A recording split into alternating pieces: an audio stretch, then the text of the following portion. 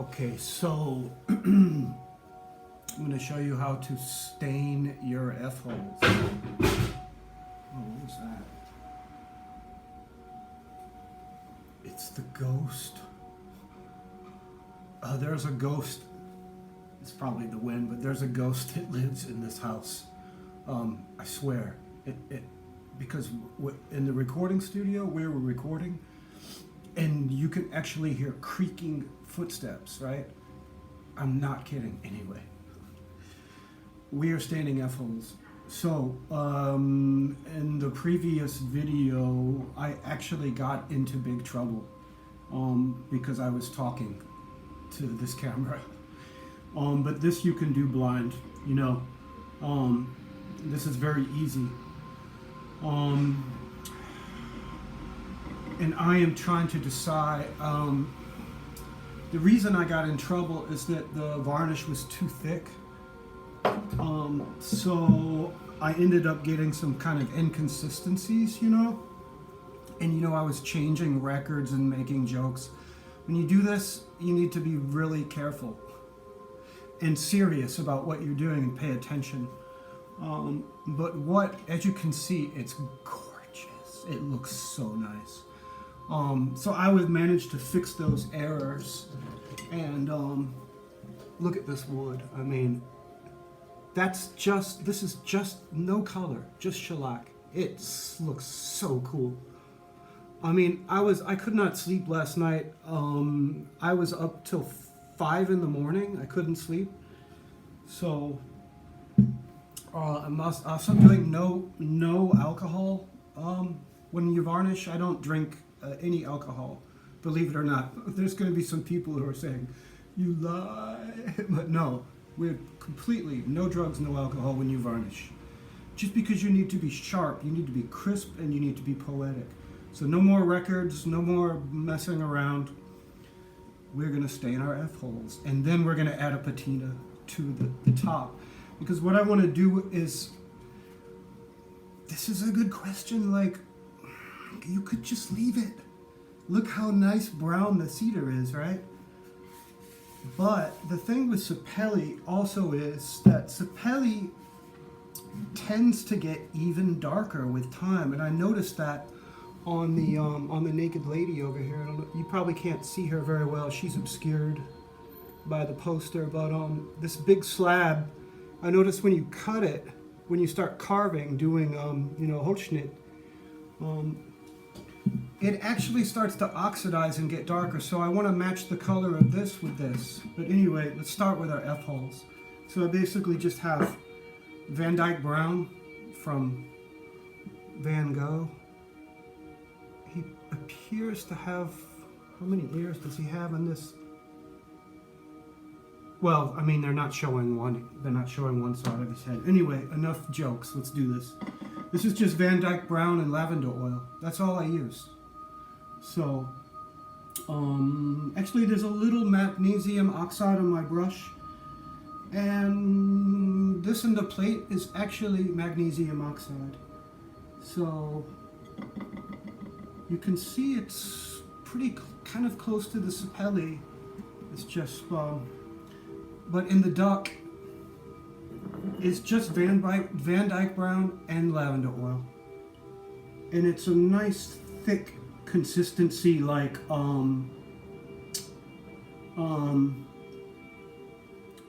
call it a slurry. It's not quite like motor oil, it's a little thinner. Yeah, you're gonna have to figure that out yourself. So then just take your flat brush and that's it. That's all I do. I think that some makers do this differently.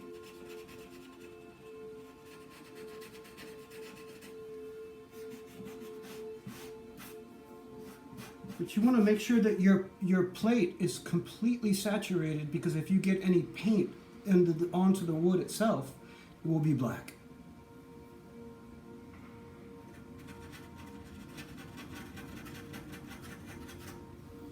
So I actually,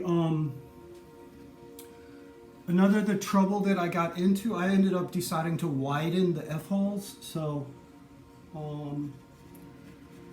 I just started really thinking about the sound, and I made an intuitive choice to widen the sound holes a bit because I want this to be really open. So.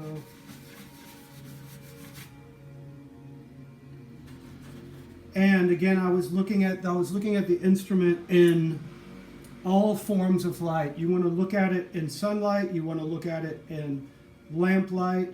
You want to look at the varnish in the kind of light that you're going to photograph it.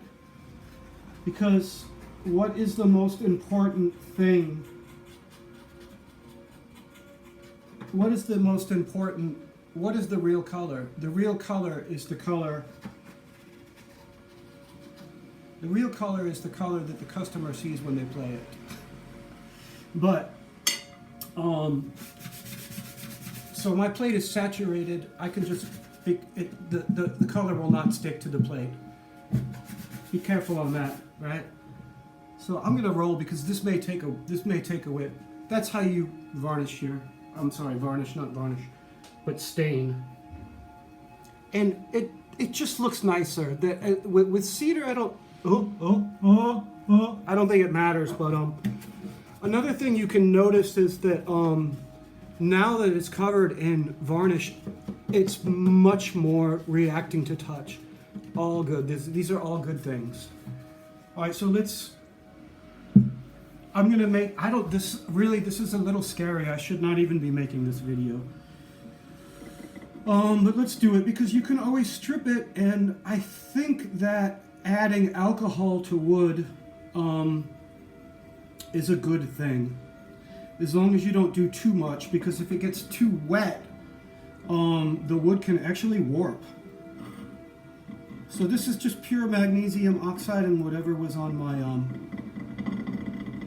whatever was on the brush left over from staining the F hole.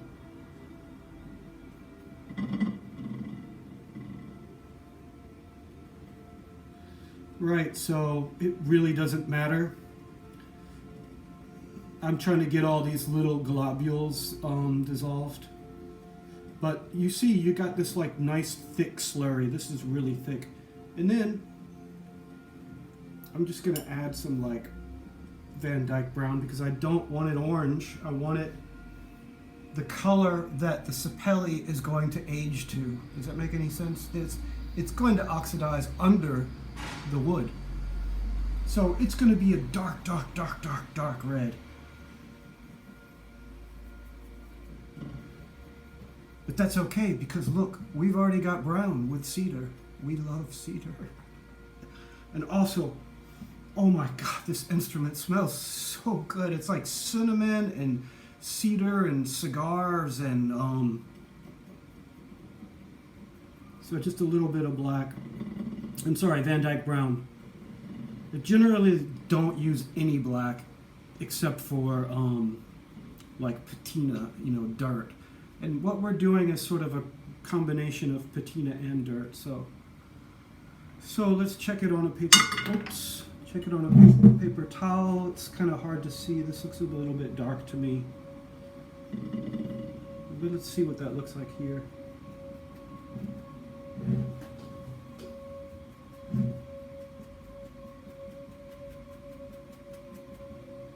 Right? I think it really... Boy, that's a tough call. I think it might just need kind of straight magnesium oxide.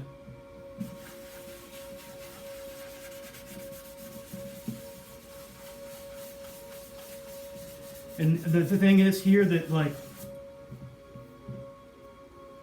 your tool marks are going to show up, now. I think it needs to be thicker. Because you see, imagine this getting darker and this. Boy, that looks so cool though, wow. So I'm adding more transparent, very important, transparent magnesium oxide, and I can probably even use a bigger brush. So this is getting to be like STP motor oil.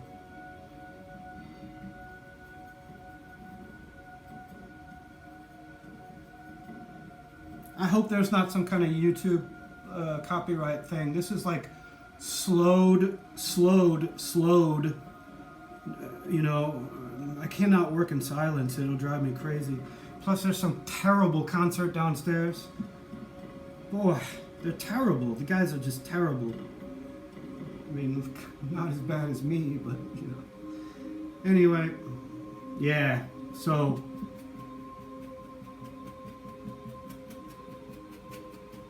And you know what? I'm going to remove all of this. I noticed, okay, another thing. There's going to be some ugliness here because I can see it now.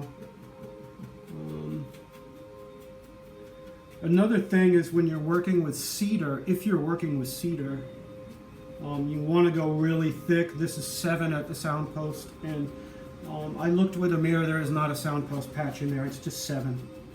But when I was widening the F-holes, I had some breakout here. I actually used a file, and when on the updraw of the coming out, I had some breakout. So cedar is like really brittle, you know? I could probably use a bigger brush. Whoa, I got, yeah, so.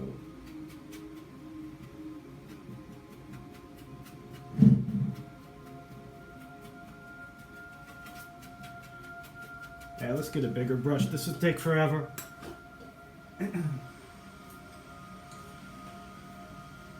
Right?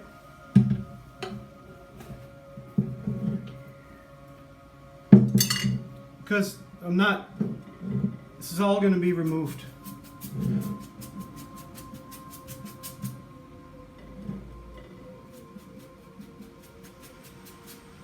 So you're going to see all kinds of nastiness here.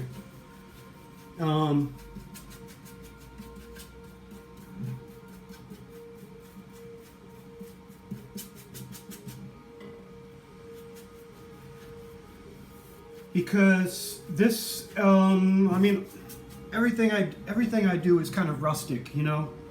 I don't like perfect instruments. I want them to have scars and some kind of character, you know. Wow, this is kind of ballsy what I'm doing now.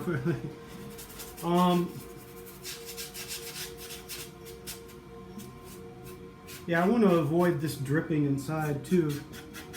Although I don't care what the inside looks like, I really don't care. I really don't care. I mean, optically, I care about the, I care about what it sounds like, which is why I varnish the inside and burnish and etc., etc. Okay, so that's good enough.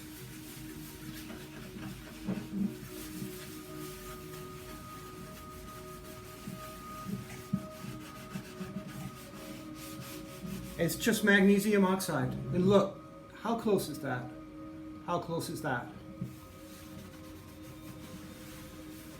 It's pretty much straight.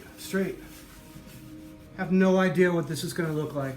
I've never done this. Help!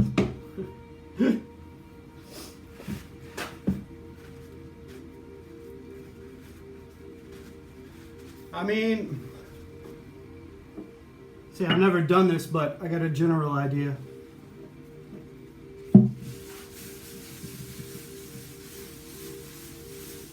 Then I remove it. And you can do it very carefully.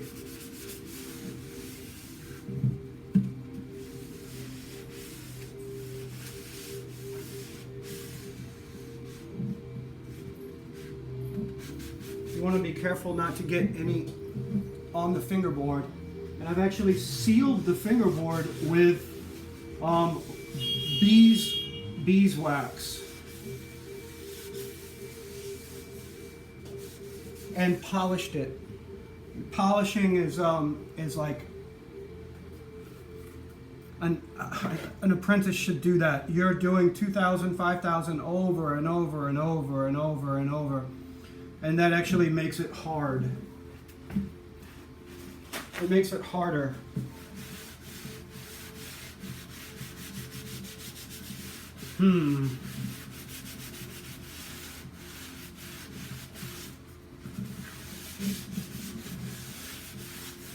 Yeah, I really don't know if I like this.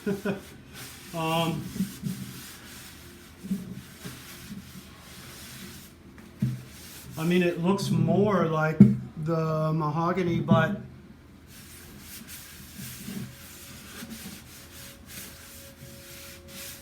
gosh, that's a tough call.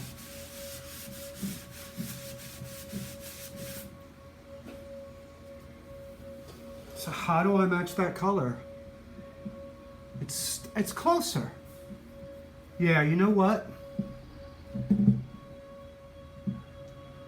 The way to match that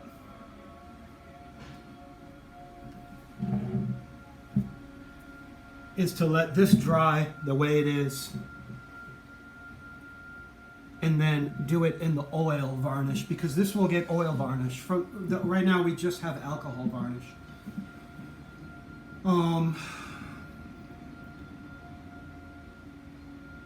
Yeah, you know, it kind of obscures the inlay a little bit, which is good because this is not perfect, I can tell you.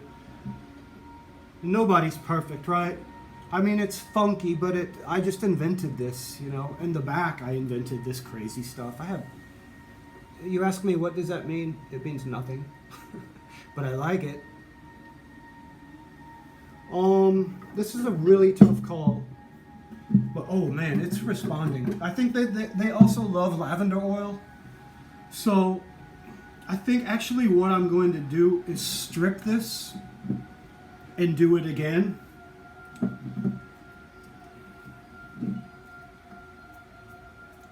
Yeah. This is really hard to decide because it looks closer to the Sapele. The colors look much more similar. But, wow, I need another duck. I'm out of ducks. I can use this.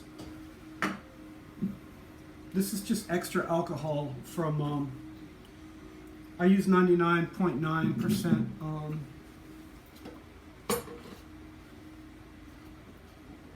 99. You don't want to drink this though. This is from Viola. We love them. They are great. I'm going to strip this.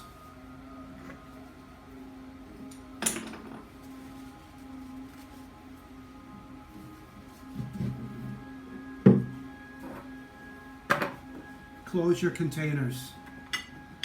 I could have knocked that over. Yeah, I'm going to strip this because it just looks generic, you know?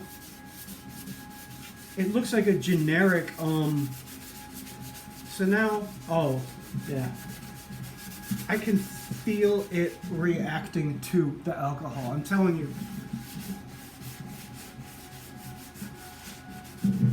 And you can see this scratched area is where I wasn't paying attention, you know? Well, that looks cool down here, actually. Beneath the fingerboard is gonna have less varnish. It just, no matter how careful you are.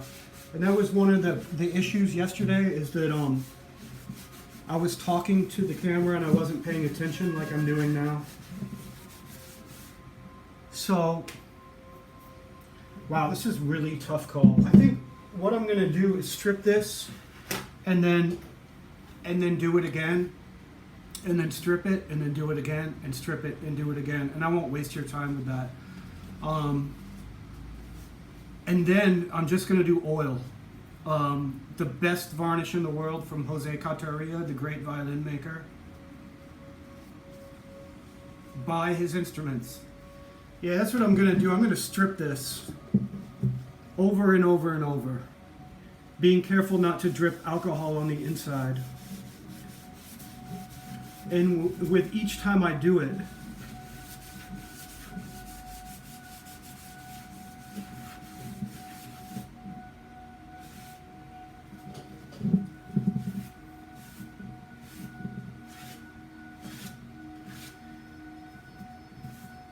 Okay, I need to stop making this video and be very careful. Yeah, what you want to avoid, if you do decide to like strip and remove, what happens is that the plate is saturated with shellac. So it's not really going to go down to the wood anymore. But you want to be careful with not doing it unevenly, you know.